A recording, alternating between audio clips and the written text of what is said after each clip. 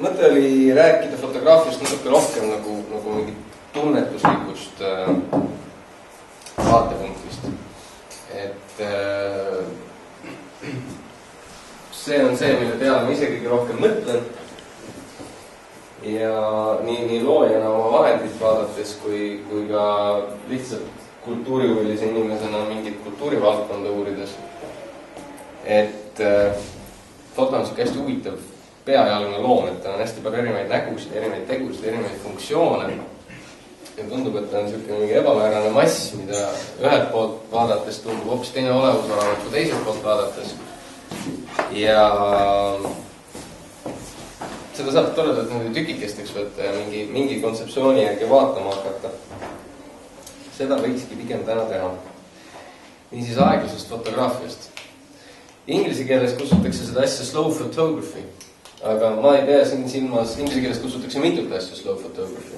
Ma ei pretendeeri mingitele terminite täpsusele, pretendeerin sellisele, ma ei tea, üldteadmisele, mis juhtub, kui Google'isse otsingusse slow photography.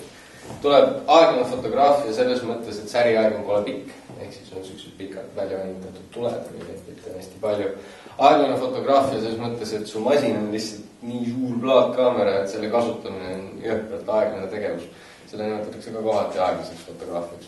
Aga nendest aeglastest fotograafiatest mina täna rääkida ei taha. Ma tahan rääkida hoopis sellest aeglasest fotograafiast, millel ei ole oma Wikipedia postitust kirjal, mis on selline ebamäärane ja eeterlik liikumine, millest siis internetis räägitakse ja millest aeg-ajalt nagu visatakse välja mõni blogipostitus, kas siis nagu sellises respektaablimas või vähem paigas, kus siis keegi jälle kilkab, et niimoodi peaks tegema. See on nagu selline natuke rohkem nagu filosoofiline suund, mille esimene võrdlus loomulikult tuleb siis üks asi nagu slow food liikumine. Slow food movement, mis on ka omakorda selline peajalgne, et ega sellel ei ole ka mingit keskjuhtimist või midagi, et keegi kuskil teaks, mis see täpselt on. Tundub, et enam-vähem fakt, milles on kokku lepitud, et oli Roomas mingi piirkond, kuhu taheti teha McDonald's ja seal oli üks hästi pahane mees aastal 89, kui ma ei eksi, kes arvas, et sinna ei tule teps mitte McDonald'sit teha ja ta hakkas kiirsöögi vastu võitlema, propageerides aeglast sööki. Nüüd, kui sellele aeglasele söögile peale vaadates, see on selline jällegi väga popp värk. Ühtpidi ta on selline, kuidas siis öelda, väga õilsate eesmärkidega liikumine, kus propageeritakse kohalikke toitaineid, kohalike seemne ja sordikultuuride elushoidmist, tervislikku toitumist, sealjuures ka sotsiaalset toitumist ja aeglast küpsetamist. Ja need viimased aspektid on täpselt need, mis on siis nagu sellesse popkultuuri aeglasesse toitumisse nagu rohkem ja ilmselgemalt esile kerkinud, kus siis aeglase slow food liikumise all peetakse eelkõige silmas seda, et ma tulen sõpradega kokku, ma läksin turule, ma ostsin sealt ise need kurgid, ma lõikin need kurgid katki, alustan saatist, räägime juttu, joome veini kogu protsessi ajal, teeme seda kõike väga aeglaselt ja lõppkokkuvõttes on siis toit maitsvam, pluss et on sotsiaalne kogemus, mis ta peakski olema, ehk siis tal on allastama kultuuriline väärtus. Või umbes vähem või rohkem peenes vormis. Loomulikult, võrdlus. Nüüd, me ei ole endiselt veel öelnud, millest ma rääkida kavatsen, aga see on tegelikult väga lihtne, sest ma ei tea, keegi ei ole päris täpselt seda ära nimetanud. Ja see slow asi, nagu analoogide mõttes, see läheb väga laiali. Neid slow liikumise või selle slow movement'i allhoovuseid on terve rida. Kaasa selle aeglase kunstini välja, mis on loomad huvitav. Sellel on Wikipedia positiivs. Või see oma lahter. Aeglane foto, millest mina rääkida tahaks, võib-olla aeglane fotograafia, mis siis on? Mina tahaks seda võib-olla võrrelda eelkõige aeglase kirjutamisega. Mis on aeglane kirjutamine? Kui me kirjutame mitte kõige kiirema meile olemasoleva vahendiga, siis meile näib, et me peame selleks täiendavalt pingutama, see on ettevõtmine iseeneses ja me võtame selleks aega, et selle pliiatsi liigutamisega tegeleda. Versus siis nii-öelda plörts arvutis, niisugune instant messengeride keel, mille kusjuures sotsiaalteadustes uuritakse nagu eraldi ja pannakse kõrvuti nagu kui tuntud on kirjakeel ja kõnekeel, vahepeal nüüd räägitakse ka selleks arvutisuhtluse keelest, see on kahe vahepealne. Ta on küll kirjutatud, aga ta ei ole päriselt kirjutatud kõnekeel, ta on muidugi vahepealselt mingi omamoodi suhtlemisviis, kus lihtsalt visatakse näpud klaviatuurile ja tuleb. Ja jookseb sinna vahepeal lööd enterit ja võib-olla vahest unustad ära, kirjavahemärgid kaotavad tähtsust ja nii edasi. See on minu arvates arvutiga kirjutamine näiteks on niivõrd kiire kirjutamisviis, et see filter ei jõua töölegi hakata.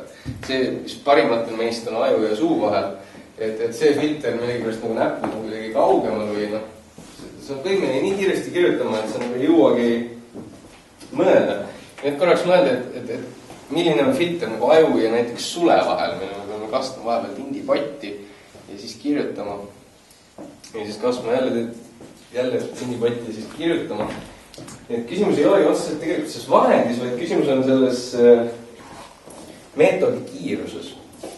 Et kuidas ma mõtlen selle kirjutatava teksti peale, kui mul on aega füüsiliselt mõelda selle peale, et mis sõna ma panen nüüd sinna lause lõppu, millest see mu lause koosneb, kui mul on aega selle lause peale seda kirjutades mõnda aega mõelda.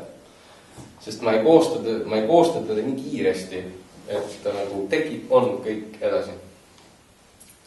Siin on muidugi kogu aeg nendest aeglastest liikumistest rääkides ja noh, eriti neist lugedes on oht kalduda mingisse sellisesse romantikasse ja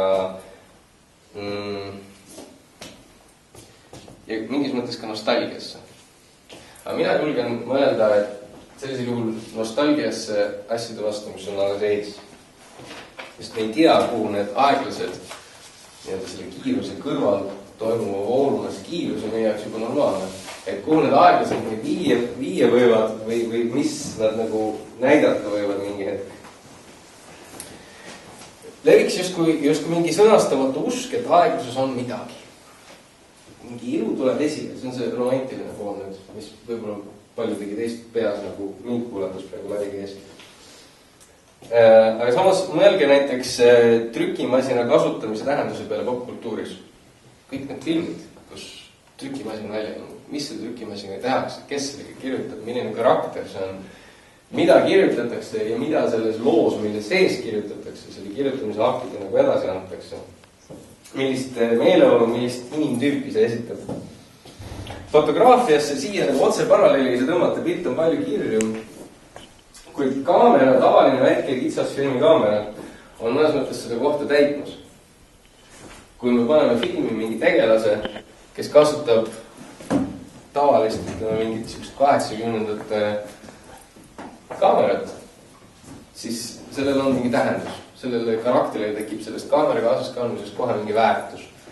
Ta juba lülitab ennast mingist muust voolust välja. Ja see kaamera on samamoodi romantiline, kui me võtame vanemad filmid, kus kirjutusmasin oli oma loomulikul kohal, siis kui me võtame vanemad filmid, kus fotoaparaat on loomulikul kohal, see sama filmiaparaat on seal ka loomulikul kohal. Ja nüüd lihtsalt, kui me need mõlemad paralleelid kaasaega tõstame, siis tekib uus suhe, kus see vana nii-öelda töövahend tähistab mingit uut inimtüüpi või mingit uut viisi maailma peale vaadata või maailmas olla.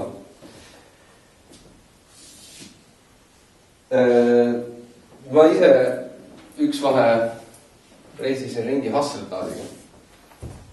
Keskformaat kaamera, selline suur palakas. Noor kutt teeb selline keskformaat kaameraga pilti. Väga huvitav oli. Osad inimesed ei pööranud selle mitte mingit tähelepanu. Teised inimesed jäid seisma ja vaatasid või naersid. Ja kolmandad inimesed astusid ligi ja asusid minuga suhtlema. Kas tehes lihtsalt komplimente, küsides mingeid küsimusi või nii edasi. Ma olin nagu mingi ebakõla ja samas ei olnud ka kuskil seal kuskil seal normaalse ja mittenormaalse piiri peal. Nüüd kaamerat saab kaasas tassida. See lisab ka sellesse, et miks paralleel võib-olla nii selge, aga kaamerat saab kaasas tassida, trükimasin on kuramus raske. Trükimasinaga sa ei käi mööda linna ringi ja ei jaluta ja ei löö nagu kohvikul nagu lauale, et ma olen siia oma kirjutusmasina ja hakkan kirjutama. Ei, ikka pigem läpaka või märknuga. Aga küll sa kaasasse anda seda fotokat. Nüüd tüüpilises oli moeröögatus. Pakuks, et 90 või ütleme 2000 alguses pigem,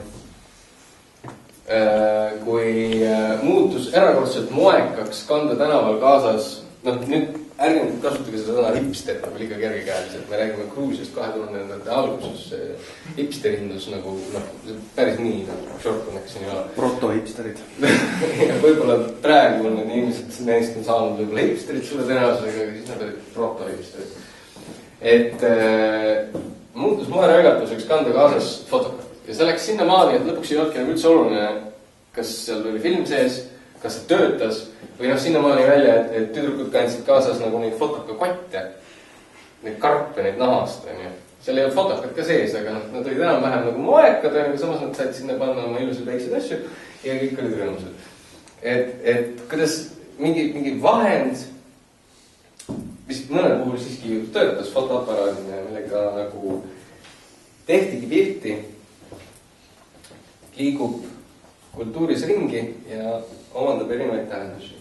Nüüd, mina nagu praktikuna, ma olen kasutanud elus kusjuures mitte väga suurt numbrit fotoaparaat. Ma märksa noorem inimene, et ma ei saa nagu öelda, et jaa, et minu tõi fotograafia juurde mu vanema, kes kinkis mulle oma elu esimesest meena. Ei olnud nii.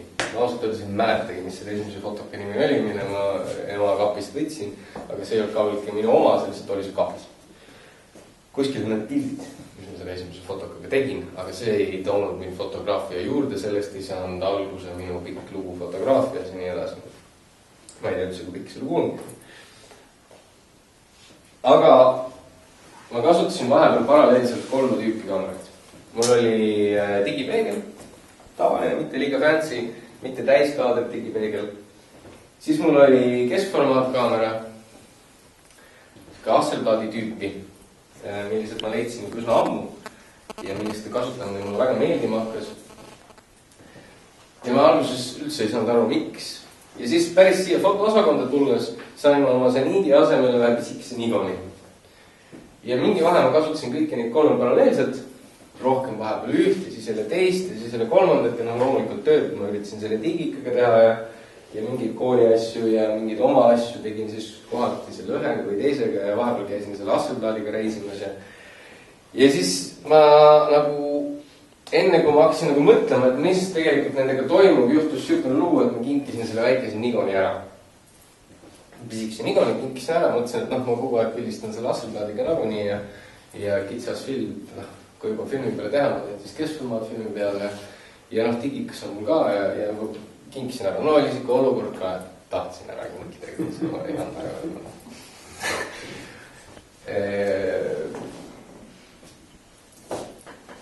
Ja siis läks elu edasi, mitu aastat läks elu edasi.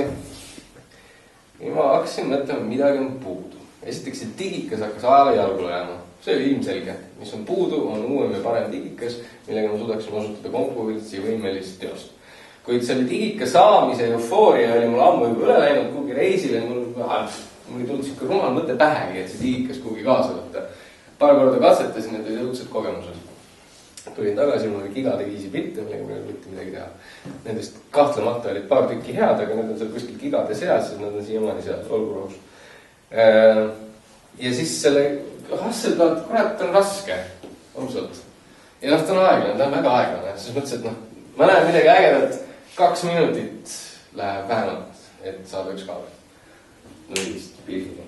Nüüd, tihtilugu ma liigun ringi sõpradega ja ma ei räägi olukorrast, kus ma lähen ja panen kõik asjad püsti ja tahangi sellise seti ehitada ja sellisest setist saada sellise pildi.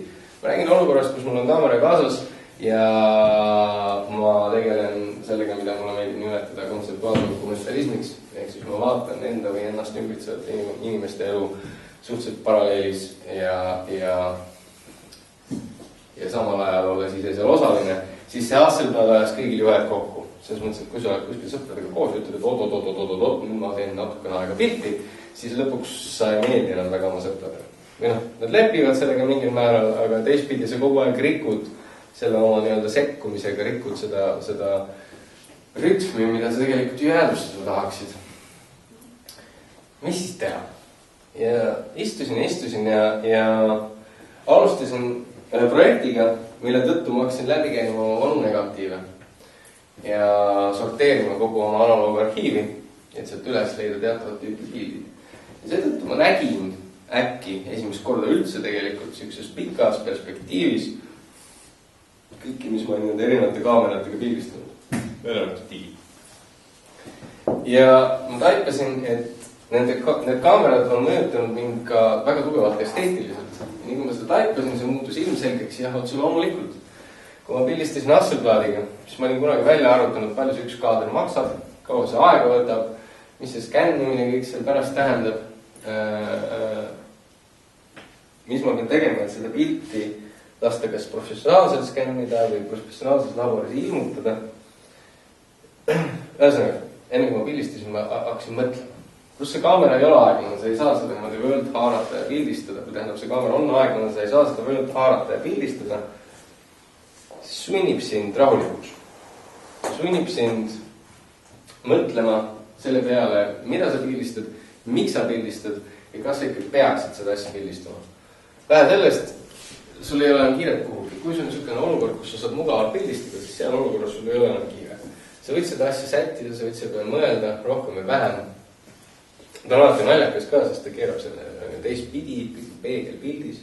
Sellega mängida, mõelda, et kas ma peaks selle äkki teistpidi pöörama, kuidas ta pärast tuleb. Paneb sind mõtlema selle pildi peale. Pluss, et Hasselbladi puhul tõepoolest see nupp, mida nii paljud fotograafid enam ammu ei kasuta, see teravussügavuse kontrollnupp, see tõepoolest töötab. Ainult asi, mis sa pead tegema, on panema endale mingi räti üle pea ja siis sa tõesti näedki seda pilti tema tegelikus sügavuses. Seepärast, et sul on mattklaas. Sul ei ole prismat, sul on mattklaas. Sul on suur auk. Pilt mattklaasil näeb välja ruumilisem juba igal juhul. Ja seda pärast töötab ja sa tahadki seda kasutada, sest ta annabki sulle mingit täiendavat infot.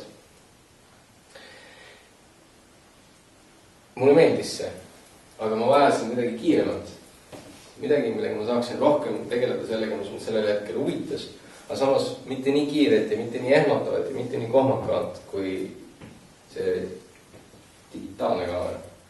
Sest digitaalsete kaamerate häda teatavasti on see, et sa suunad ta kuhugi, sa vajutad seda nuppu ja ta on mõeldud kiiresti töötamiseks. See on eraldi pingutus sundida seda digitaalset kaamerat pildistama aeglaselt. Mõtlemagi kõigi nende asjade peale, mille peale sa loomulikult saad mõelda. Eriti kui sa keerad oma täiskaadri digile ette näiteks manuaalfookusega optika. Juba, näed, seda enam ei saa kiireks ja juba surud selle kaamera aeglasemaks.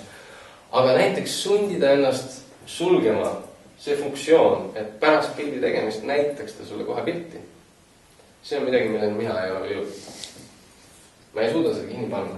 Ma digikaga pilti teen, seda ikka las tuleb see pilti seal. Aga sellel ajalisel distantsil pildistamise või ütleme olukorra pildistamise ja pildi nägemise vahel see viimane jupp, olgu ta ükskõik kui lühike, ta on ikkagi kohutavalt palju pikem kui ükskõik mis digitaalses protsessis. See on väga lühike aeg, kui sa vaatad oma kaamera taha. Nüüd, mis juhtub selle ajajupi jooksul? Igast asju juhtub. Sellest olukorrast saab sinu peas mälestus, sa kirjutad sinna natuke täiendavat juttu juurde, ta settib ja seedub, ta muutub millekski nii-öelda sisukamaks, läbimõeldumaks ja natuke ka paika pandumaks.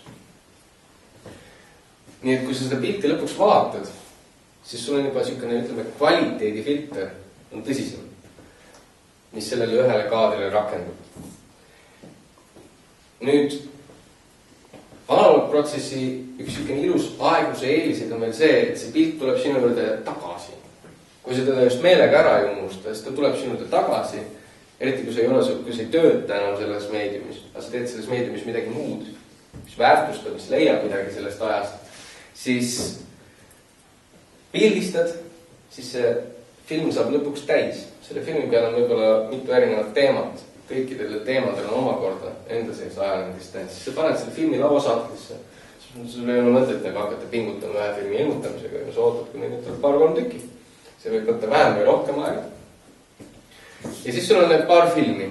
Siis see film, kuna see on sul lauasahtlist, ta tuleb kogu aeg, ma pidin selle ilmutusse viima. No ma viin siis, kui ma lähen neid mustvalgeid ilmutama. Ja siis sa lõpuks võtadki selle bioteie, lähedki, ilmutadki need ära ja siis kui sa negatiive vaatad, sa tegelikult ei näe mitte muffigi negatiivi, mul on raske lugeda, see on mingi sigri-migri, sa saad enam aru, kus pilt on terav, mis tehniliselt juhtus, see võib-olla on tore. Sul tekib uus suhe nendega. Sa uuesti võtad nii-öelda ühendust oma mälestustega, kõige sellega, mis vahepeal on toimunud, sellega, mis sa see tundsid, sul tuleb see kõik meelde. Sellest tekib mingi küpsem suhe selle asjaga. Nüüd, ja see on jällegi valikufilter. Siis lõpuks, kui sa jõuad nende skännimiseni või kõige lõpus mingisuguse vormistamiseni, siis see on päris palju aega. Minul võib siuke protsess kesta mitu aastat. Aga üks mats, mis kindel. See, mis selle protsessi lõpus torust välja tuleb, sellega mul on väga rahul. See on nii-öelda ajaproovile vastu pidanud, ta on nagu sellest seedekulglast läbi käinud. Ma tihtilugu ei suuda nende filtri kohta mitte midagi öelda, seepärast minu jaoks on käinud läbi lihtsalt väga pika tee. Vahel ta kõnetab kellegi teist, vahel mitte. Aga see on nii-öelda see tulemus. Ja see ajaproov ei teki mitte nii, et mul on võimalus, mul on see pilt, ma esitan, sain ei saanud, pluss miinus kõik info on ja kui sain, siis juhtub midagi veel, kui ei saanud, siis ei pruugi midagi juhtuda. See on juba see, et kui ma selle pildi lõpuks nagu selle pildi vormistamiseni jõuan, siis ma olen ise nii rahul, et kuidagi midagi muud ei juhtu. Siis ma võin ta oma seina peale lükata ja olla väga rõõmus sellele, et ta selle seina peal on. Või kui ta jõuab juba vormistuseni, siis võib teda proovida näiteks oksjonile panna. Aga ühesõnaga, ma olen selle pildiga rahul, ma olen selle pildi üle uhke ja tal on mingi selline settinud olemus, mis muudab mind julgemaks selle pildi taga seista, isegi kui ma ei oska vastata kõigile küsimustele, mis seda pilti võivad puudutada. Ühesõnaga, pika loo sisse. Mingi hetk, kui tuli välja, et mu sõber läheb bussa, siis ma ütlesin, et palun too mulle see väike fotokas. Ja ma olin ära kinkinud, samasugune. Või seal New Yorgis on üks tore pood, kus see keldrikorrus on peaaegu alati olemas. No siis esimene sõber, kes läks tõi selle kaamera küll Eestisse, ütles, et sorry, ma ei anna seda sulle, mul hakkas meeldima, ma jätan endale. Siis ma pidin veel natuke aega ootama, siis läks üks teine sõber, tema tõi mulle selle kaamera ära. Nüüd see on jällegi kaamera, mida ma kasutan neist kolmest kahtlemata kõige rohkem. Mõnus väike kaamera ja praeguses eluetapis, selles, mida mulle praegu meeldib vaadelda, selles, mida mulle praegu meeldib käsitleda, selle jaoks on selle kaamera kui meetodi või töövahendi kiirus täpselt õige. Sobib. Hasselbladiga pole päris ammu pildistanud, sest ma lihtsalt ei tegele praegu selliste teemadega või selliste, ütleme, ma praegu tegelen kiiremini asjadega, minu tempo on kiirem. Hasselblad seisab ja ootab, kuni ma jällegi mingi hetk natukene maha pidurdan. Nüüd, ma räägin mingist teljest, mis tegelikult ei oma mitte mingisugust tähendust. See, mis ma just kirjeldasin, kuidas see pilt niimoodi vaikselt hakkab tekkima, kogu aeg on ajaristantsid, mis lisavad. See on siuke egotsentriline jutt tegelikult. Et ma ei ole, see sotsiaalsus ei paku mulle väga pinget. Kõikide nende slow movementide juures on oluline, et siin ma pildistan, räägin sellest, kellegiga soovitab, pildistan kellegiga koos, siis ilmutan kellegiga koos, siis vaatan neid negasid kellegiga koos, kui ma teeksin kõiki kellegiga koos ja lõpuks arutame neid pilte ka kellegiga koos. Kui kellegile meeldib, miks mitte, mulle ei paku see eriti pinget. See on minu väike teema, selle ma käin niimoodi ise läbi.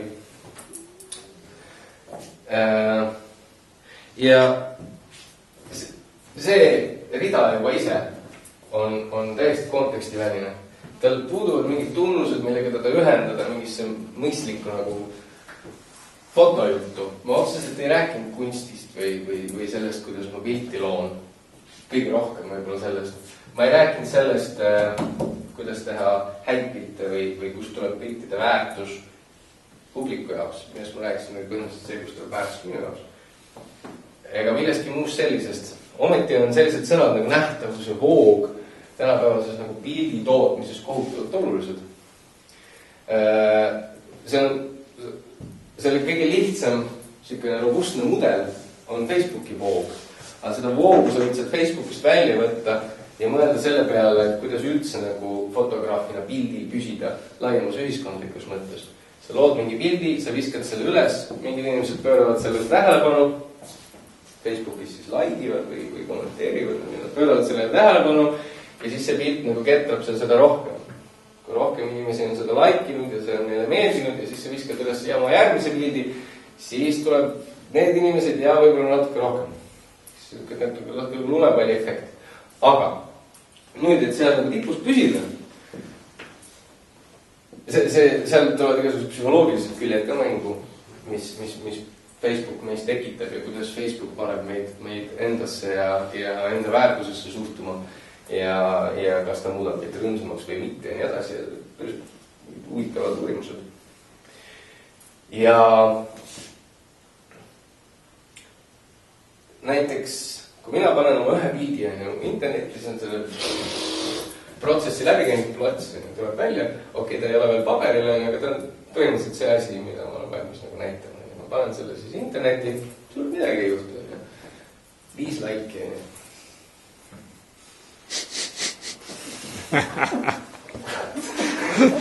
Pikk protsess. 5 laiki. Vaatad, mille nime. Ja siis järgmine hetk võtan oma digika ja vaatan, kass, teen pilti, panen netti, ütleme, me elame nüüd koos 96 loiki.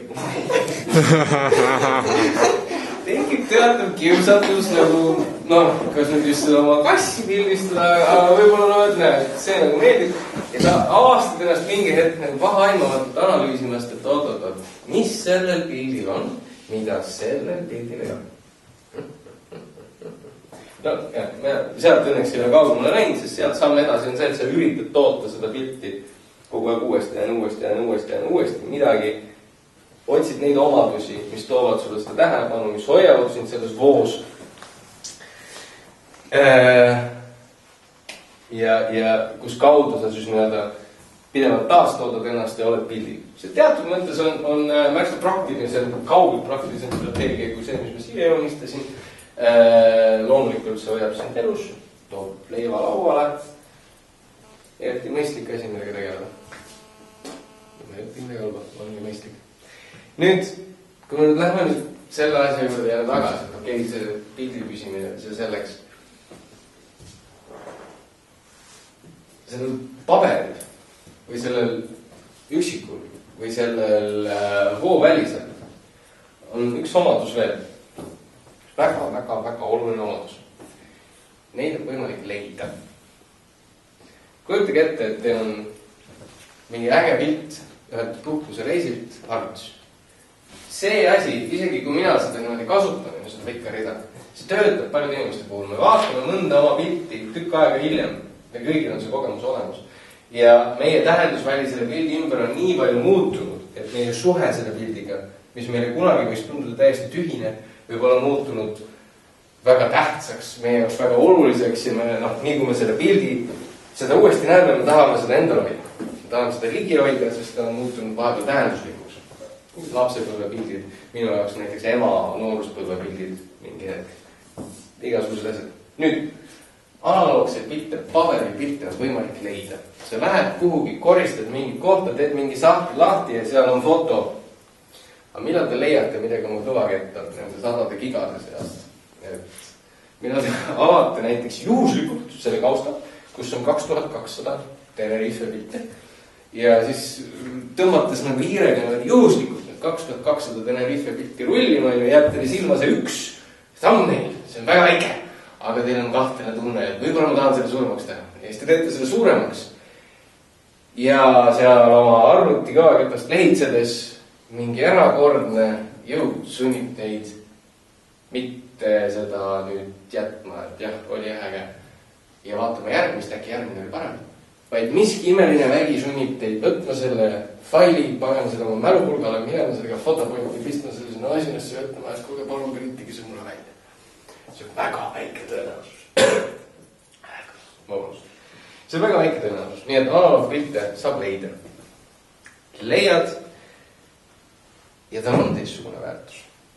Ta on mingi asi ja tema juures töötab mälu, aeg ja ka see tema nii-öelda pühendatud aeg, tema olemasolule pühendatud aeg. Nüüd hüpates jälle natukene teemaga märkamisest ja vaatamisest aeglususe kontekstis. Märkamine on kahtlemata jäänud selles mõttes, et isegi need selfid, mis internetis nii kohutavalt palju liiklevad, ka need on mingis mõttes märkamas, et mul tuli täna meik nii hästi välja. Või siis, ma ei tea, kuule, sa oled kuulus. Märkamine on jäänud. Aga kuid see ei eristu enam kõik palju nägemisest, et see on nagu nii kiireks läinud, et kui ma seda telefoni käest ära ei pane, ma oskan seda, mina oskan oma seda telefoni pimesi kasutada. Ma suudan juba sinna telefoni vaatamata panna ta pildistama. Arvatavasti ma kunagi proovin, aga varem ma suudan. Ehk siis see on nagu nägemise protees, aga niivõrd palju protees. Mitte nagu kunagi kui tuli see nagu fotoaparaat nägemise protees, siis tal oli hoopis teistsugune tähendus. Praegu see on nagu, see ei olegi mingi nagu protees, see on nagu mingi paralleelne asi, mingi protees ei ole paralleelne, kui need jooksnud välja arvata ja neid küsimusi mitte küsida. Aga see see märkamine ei eristu enam nii palju nägemisest, kui ta kunagi eristus. Ja siis tuleb, kui eesti keeles rääkida nüüd hoolega, siis tuleb siit tore sõna nagu vaatamine. Ja samamoodi on nagu tähtsustatud ja aeglustatud nägemine. See on mingi akt nägemise sees, et sa võtad aega ja vaatad midagi.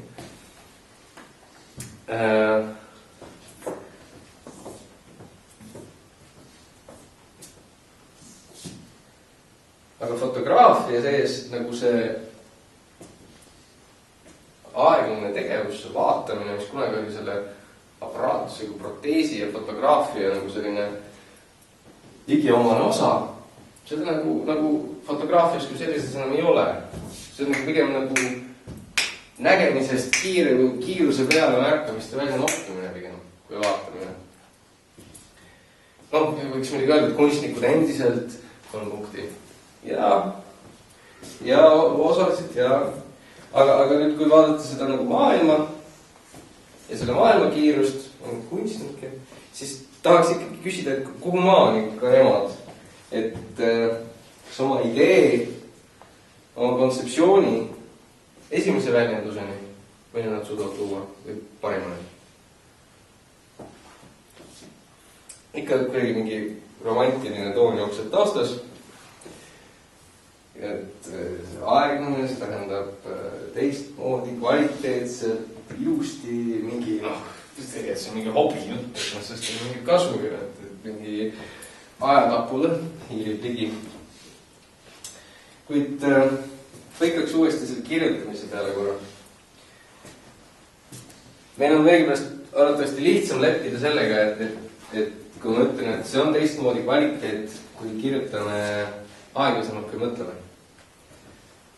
Et vahendi sund on ainult abivahend selle kiiruseni jõudmiseks. Tuleb teistmoodi, tõsi, aga tihtilugu me ka ise oma subjektiivsuses ja ka see, ütleme siis, teistmoodi aeglasemalt kirjutatud teksti arvutisse ümber lüües, ka teised hindavad seda tulemust tihtilugu paremaks.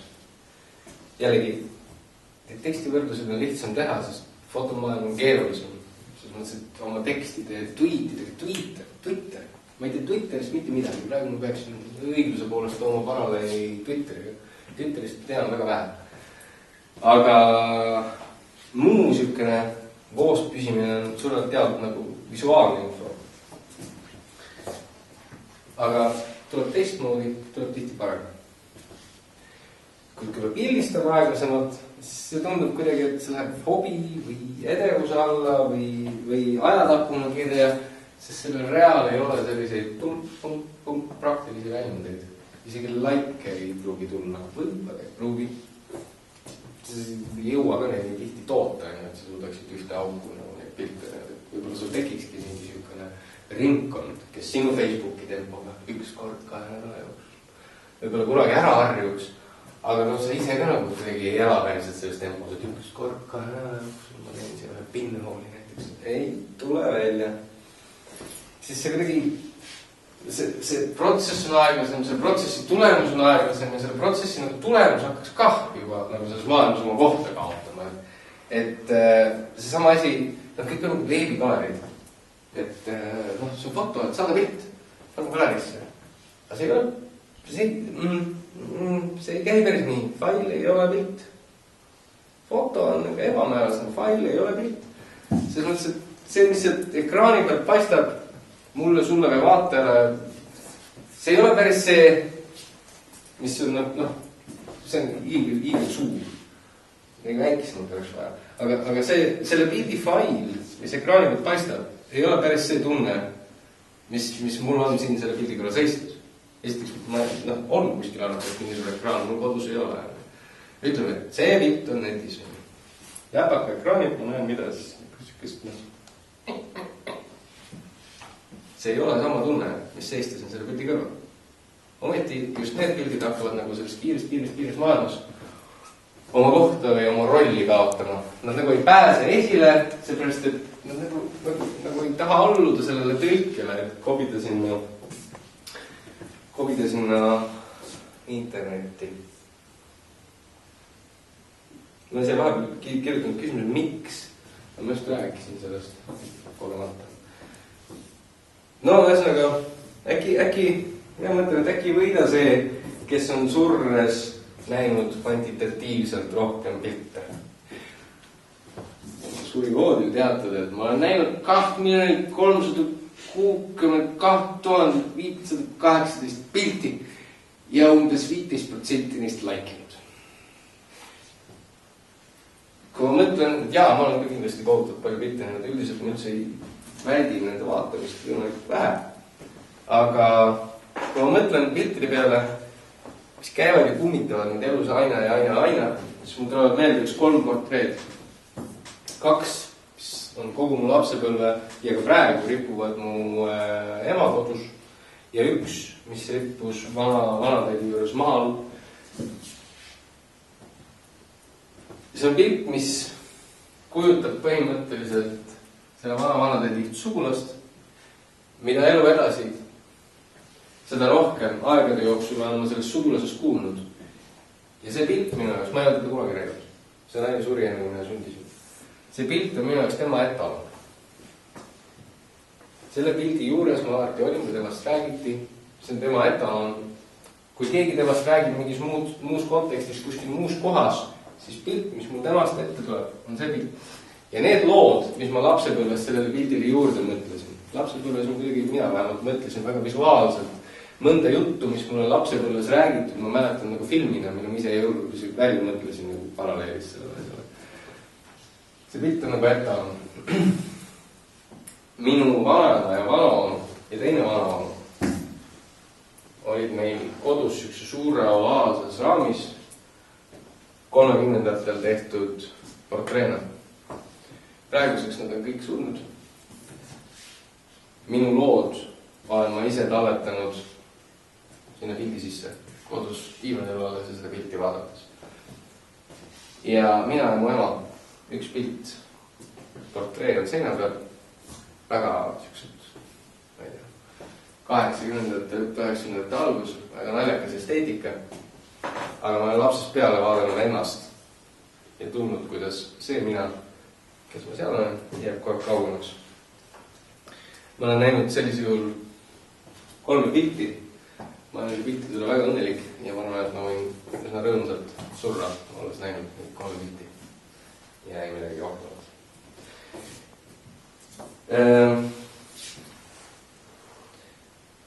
Vot, kiirus ei ole tegelikult probleem või taktikepi hoia nüüd ühes otsas. Või kiirus ei ole mõnes mõttes üldse probleem, aga ütleme, et ka lugemise juures võiks proovida hoogu maha võtta. Lihtsalt kas või selleks, et lüüa oma maailmapilti natuke laiemaks ja natuke sügavamaks. Ginsburg, ma loodan, et ma ei eksida nimega, oli mees, kelle loengusse ma sattusin digilissis. Kas see oli vana mees, halli peaga. Ja tema oli võtnud siis lahata interneti. Alguses ma olin väga skeptiline, näiteks vaba sotsiaalteadlane hakkab nüüd interneti üle arutama. Aga arutles, vähe sellest sai isegi aru, tõsiselt pidevalt tunnistas, et jah, ma olen siin uurinud ja rääkinud umbes igasuguste olemata sugulastega, et aru saada, mis see on, ma paar korda proovinud, aga ma ei jõua. Aga no ma saan enam aru, mis see on, ma seda ei kasuta. Möönduseid tehes. Aga tema rääkis aeglasemal lugemise vajadusest. Sellest, kuidas eriti interneti lugedes tuleb õppida teatud asju lugema normaalses interneti tempos, aga teatud asju, sest need asjad tõepoolest on internetis olemas ja mõnes mõttes internet loodigi selleks, et kõik need asjad oleksid olemas, et me saaksime neile ligi. Paljud nendest asjadest ei jää ellu, kui neid lugeda interneti tavalises tempos. Ehk siis rullides, et niimoodi üle.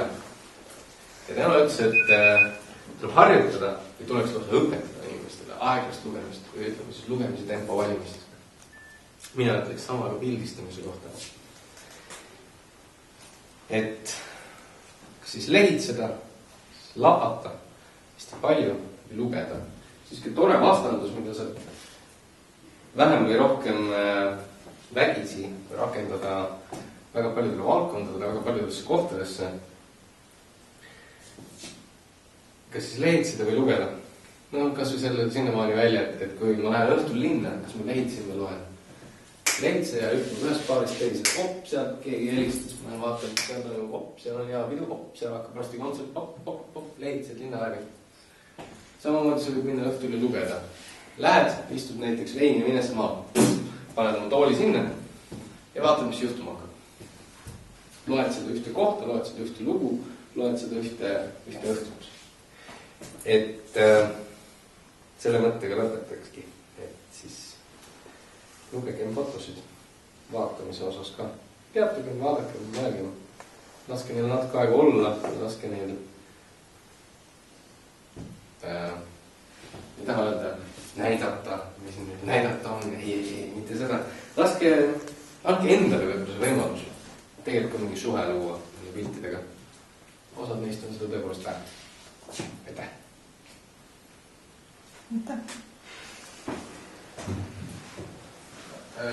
Aitäh, huvitav langest. Mul oleks paar kommentaari, et siis on 4 trükki. Et see trükimasina on kaasaskantav trükimasina ka. Ma tean, mul on endal ka, et nad on ikkagi kaasaskantav. Nad on selles mõttes, et kui sa võrdled seda väikse fotokega, ta on küll suhteliselt stiilne. Aga usu mind, seda kohvrit on tühjana kergem kaasas kanda, kui on sama stiilne.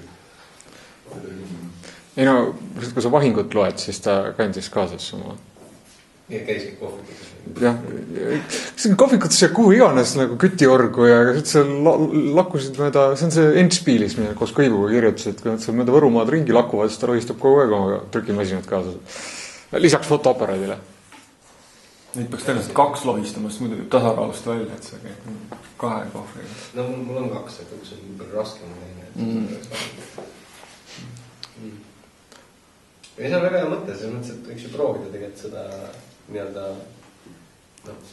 ei no sulge tendipott on nagu stiilsem, aga ma ei tahtnud Tõnni kommentaari katkestada. Ei, võib-olla nagu olekski vaja nagu seda, võib-olla on sulle õigus, võib-olla on mul õigus, äkki peaksid nagu testima. Kui kaugel me saame nagu minna, elades oma noore inimese elu, kui me kanname kaasas kirjutusasjad. Seda võiks täitsa proovida. Siis teine kommentaar selles osas, et mida ma ise olen analoogiga pildistades alati tundnud, et kuidas see pilt justkui kaob sellel hetkel nagu mälust ära. et tuleb tagasi siis, kui sa siis ilmutad ja aga sellel hetkel näiteks, et kui ma pildistan 36 kaadrit ära, käin kuskil reisil, siis ma ei mäleta, mida ma olen pildistanud. See on hästi, hästi kuidagi äge selline nagu selles mõttes mingisuguse nagu siis aja võtmine ja samal ajal ka kaotamine siis. Aga samas sellega nagu seda, et ma olen juhtunud väga kehvasti, kus kaamera ei, keeras kärgumine ja siis oligi, need hetked olidki täiesti totaalselt kadunud, sest film ise oli kadunud.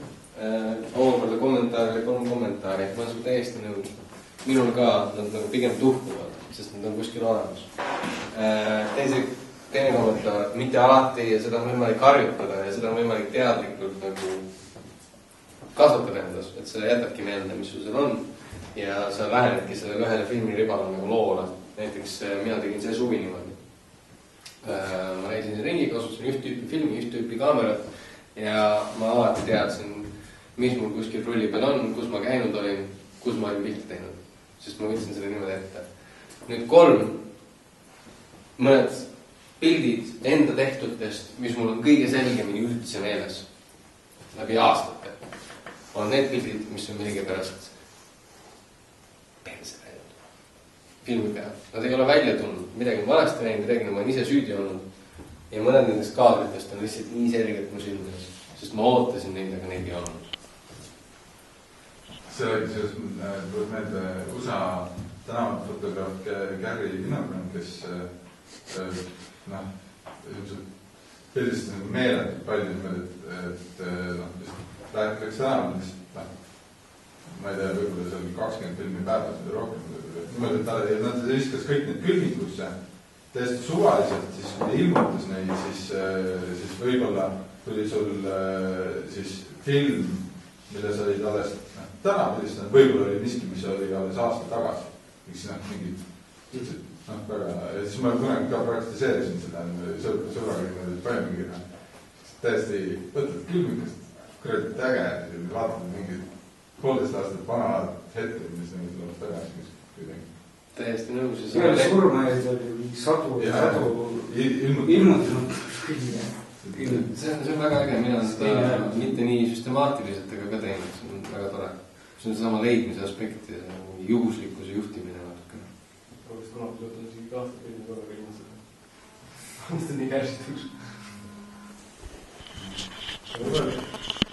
Ei, võtnud väikse kooli.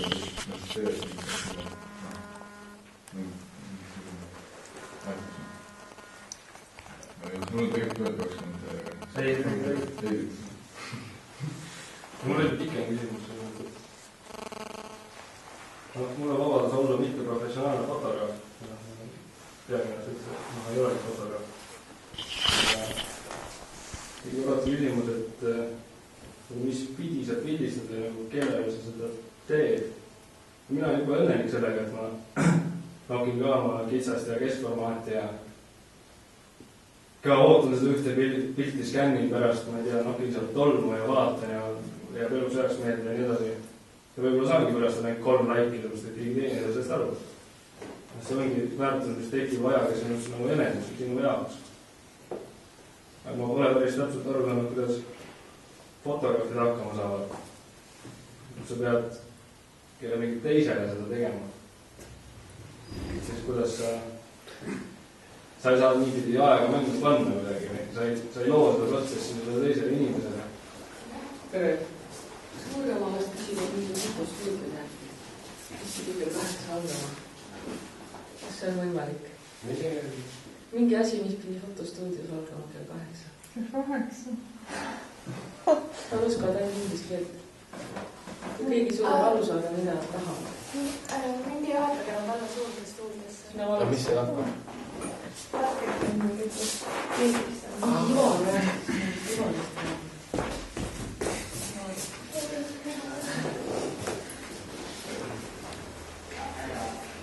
See on, mis sa see professionaalne silmas peab. Seda sa teed seda tööle. Mõnes mõttes see ongi peamine võib-olla see professionaalne. See teadki, kuidas selle plärtsu tulemusega samamoodi nagu, või selle, mitte plärtsu, aga selle teise tulemusega samamoodi laike teenida ühtpidi või siis raha teenida. Aga kolmandat pidi, kus mõtlen, mida ma unustasin tegelikult mainida, et tihtilugu need aeglased asjad muutuvad äriks enne, kui nad jõuavad nagu üldse kuhugi maani nii-öelda arenedagi. Et need ideed korjatakse üles juba eos, näiteks kui te mõtlete lomograafia peale. Enne kui lomograafia jõudis nagu oma, ma ei tea, kõrghetke oma loome suuna pealt, oli ta juba üles korjatud, turundatud, turustatud ja muudetud, kontrollitud popkultuuri voolus. Mis käis nagu, väga ruttu. Selle slow foodiga samamoodi, nagu koolitused ja õpetused, juhtnöörid, nagu hull pappi kohe hakkab liikuda. Aeglases fotograafias õnneks keegi veel seda siit toimeta. Aga ma ei tea, anna mulle natuke aega. Vaatame. Äkki mul õnnestub muutuda professionaaliks, kes osutab oma teenust aeglaselt. See ei ole otsest vastustest veel ei ole. Ja ei mõtle midagi muud.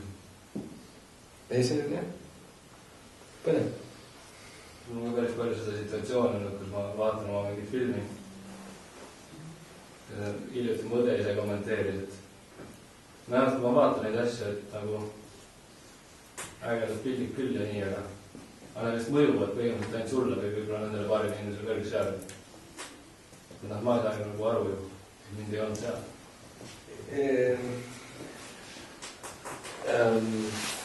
No ma nüüd ei tea päris täpselt, mis see tahab, mis ma ütlen.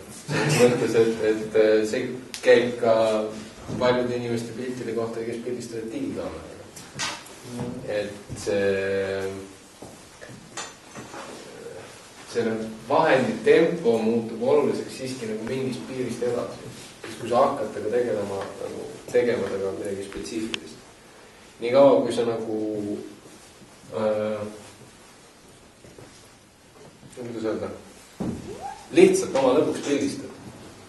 Nii kaua ei pruugi nagu väga suurt vahet olla, millega sa pildistad.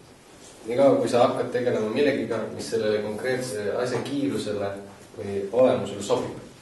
Näiteks teatavad loomotüübid olid teatud ajaetapil ekstreemspordi pildistamiseks väga hea. Sest ekstreemspordis oli moes siuke esteetika. Sa olid juhuslikult tüüp, kelle meeldis lomograafia ja kellel olid runatavatest sõbrad. Sa muutusid vähemalt korraks populaarseks fotograafiks. Korraks nagu laiki see kokku. Et jah, siuke vastus. Mulle tundub, et siin on õel puhul on ka see häda, et mingisugune selle foto lugemise oskuse puudumine, et see õde arvab kohe kindlalt, et ta peab sellest kontekstist seal aru saama. Et ta ei vaata seda fotot kui fotot ennast, et ta peab kogu aeg mõtlema sellele, kes teised seal olid. Tee testi. On see Johan Viidingi suuremõne luuletus, kus ta räägib sellest, kuidas ta kirjutas oma avaldatud luuletused kaustikusse, jättis kaustiku laua peale, tulid külalised, lugesid luuletusi, küsisid, et täitsa tore, kas sa kavatsed avaldada ka? Ta ütles, et ei kavatse. Ja siis külalised ütlesid, väga hea, ega neid ei avaldatakski. Et tee testi. Näiteks pane oma pildid kuhugi blogisse, tee nagu fiktiivse nimega blogi, pane sinna mingi posu, näiteks blogisse. Ja siis näita kuskil üritus. Ei saa, kaustikusse saab, blogisse ei saa, blogi on liiga kiire. Ma tahtsin ette panna, et näita seda blogi ja küsi, kuule, mis on nendest pildidest arvad, päris ägedad. Küsi nagu anonüümselt, ilma kontekstita, ilma sinuta, ilma meelita. Aga kurat, blogi on liiga kiire. Keegi viitsi keskenduda blogis nende piltide peale. Eriti peo, mis on mingi vana YouTube diskomees olema, ma ei viitsi praegu vaadata, mul midagi muud teha. Ei tööta. Seda testi isegi on raske teha, seepärast, et me ei suuda nagu seda prindid välja, no kus sa said need, kui need sõnad ei ole. Et ei suuda seda pilti nagu kiskuda nii aeglaseks, et me saaksime seda lausa näidatagi millegi nii võõrana, et me saaksime nagu tagasi. Anonüümne näitus. Anonüümne näitus. no näitus ikkagi, kontseptsioon, kohe oled kontseptualist ja ei saa, hakkab tulema, ei saa nagu ausalt tagasisidet. Ma mõtlen nagu üks tagasisidet, nagu Juhan sai selle unetus. Leitud. Sükest ausalt tagasisidet, ei tea avaldatakse. Pakk pilte laua peal.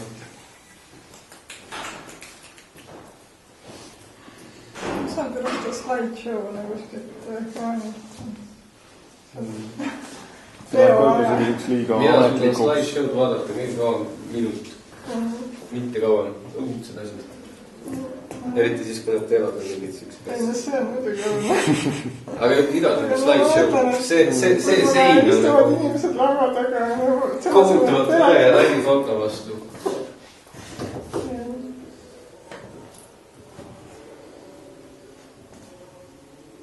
Ühesõnaga selle eksperimendi mõtet ma mõtlen edasi, teen ära, see üks hea mõte. Kuidagi peab saama. Nendes kodus vaatasin ükskord nagu siuksel seltskondlikul üritusel lihtsalt neid ERMi pilte vist nagu jooksist ära, eks ta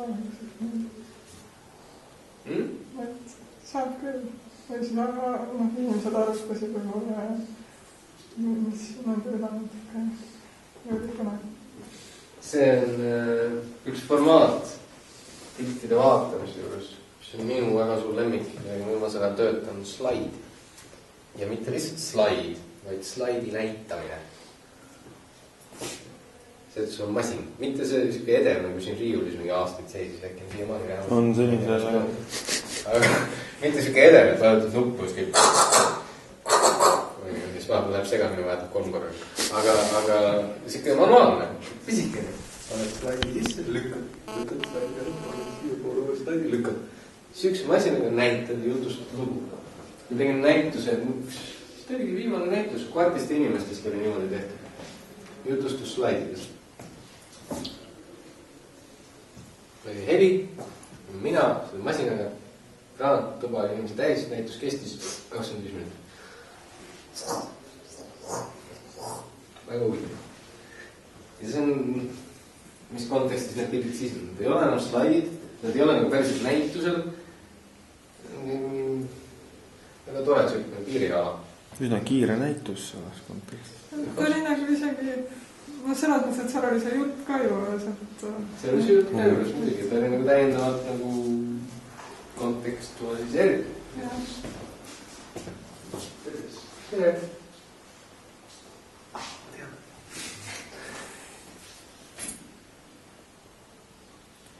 Kas on küsimusi veel Madis ära?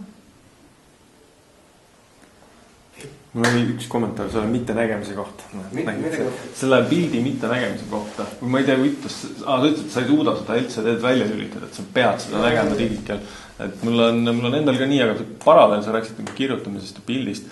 Et kui ma kirjutan arvutisse, siis ma ei suuda olla mitte teadlik sellest, mis ma kirjutan kuidagi väga sellisel intensiivsel moel. Ma näen seda lauset selgelt ekraanil.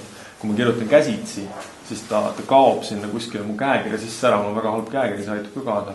Ja pildiga samamoodi. See on see, kas sa suhestud tekstiga võib-olla, ütlen seda kohe vastu, et kas sa suhestud tekstiga oma peas või mingisuguse keeletu jadaga, mis lihtsalt nagu on su peas olemas, ka siis, kui sa oled lõpetanud tänu üleskirjutamise. Või sa suhestad selle jadaga niimoodi, et ta nagu tuleb siit välja ja sa suhestad pigem sellega, mis juba paberil on. Kus muutub see, mis keeles sa olete kirjutatud, minu käekirja ma ka ise ei suuda hoomata nii hästi nagu tervelt kirjutatud lausute arvutusel.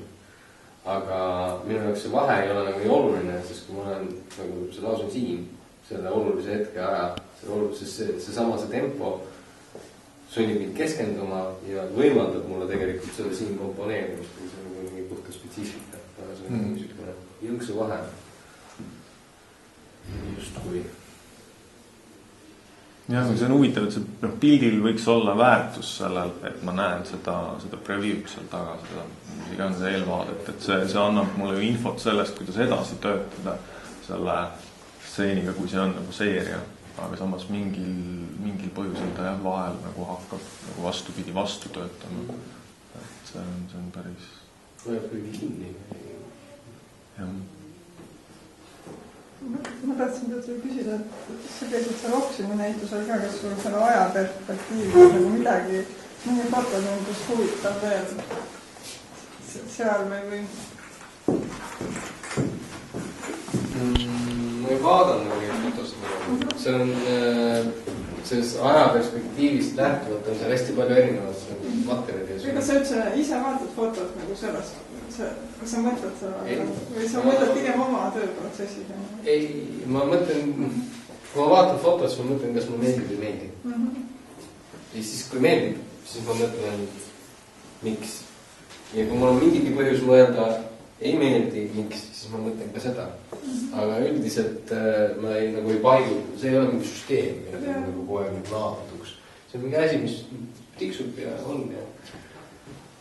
Aga ta ei ole nagu mingi terviklik taustsüsteem. Et kusjuures seda juttu ette valmistades mõtlesin, et need oksjoni tööid nagu ette kujutades saab nagu lajatada siukse eriti konstrueeritud ja nagu igast otsast töötava siukste ajaperspektiivist võrdluse nendele oksjoni töödele, aga siukest täiesti mõtletud. Täiesti tühi. Siis seda saab, sest selle Toomas Kalve bla, panen mingid lahtud paika, seal on minu mingi töö, bla, panen mingid lahtud paika, Anna-Stiina, väga huvitav, bla, kuidas suhtub. Mitu tundi võiks rääkida, aga ei oleks küll huvitav, mitte midagi tuleks välja. Meil tulemuseks oleks 2 tundi juttu, mis loodetavasti oleks vähemalt mingil määral meeldlahutav, aga mingit nagu sügavat sisu või sükest ma ei tea, kas oleks vaja seda teha. Võib-olla see oleks nagu huvitav nagu ajastu dokument, kui keegi annaks mingi põhjuses, kui dokument luua. Näed, 2013 võeti mingi random nagu mõtisklus ja tehti selle mõtiskluse najal selline fotoaegasid puudutav pilt, nii-öelda siis tekstipilt, mis siis tugineb oma andmetel sellisele valikule, mis on sündinud nooremüsti oksjoni.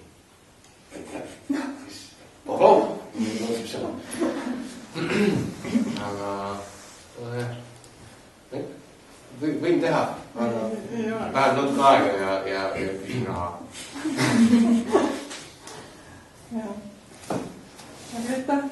Aitäh kõigile külalistele.